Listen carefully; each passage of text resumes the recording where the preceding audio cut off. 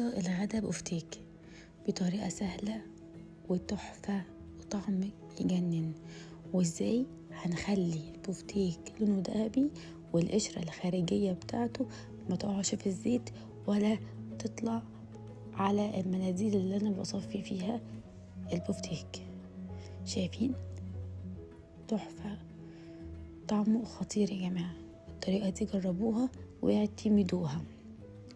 بصلاية وهنبشرها، وهنجيب طماطمايه وهنبشرها، وهنجيب مكعب مرقة لحمة وهنبشره، وهنحط رشة بسيطة جدا يعني طرف معلقة صغيرة من الملح ومن الفلفل الأسود، ورشة بسيطة جدا جوز الطيب.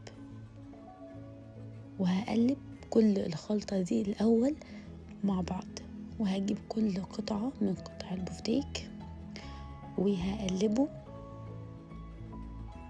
بعد كده هحط بيضة وهقلب وهغطيه بكيس تلاجة وهدخله التلاجة أقل مدة ممكنة، حوالي 10 دقيق على بقسماط.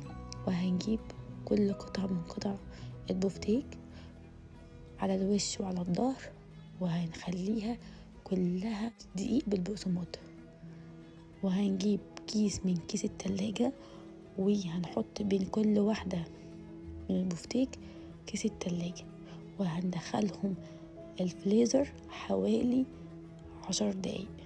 هيطلع متجمد، وعلى زيت سخن هنحط فيه البفتيك هيحصل له صدمة.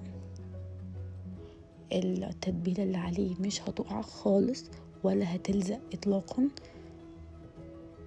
ومش هطلعها على ورق مناديل لان اكيد الخلطة بتاعتي هتقع. فانا هجيب مصفى وهحط تحتيها طبق فيه مناديل وهحطه في المصفى. او هيشم الهواء من الاخرام، المصفى هيشم الهواء هينشف والقشرة بتاعته مش هتقع اطلاقا، وهيطلع مقرمش وطعمه حكاية. الاكل هنا عندي بيخلص مع بعضه.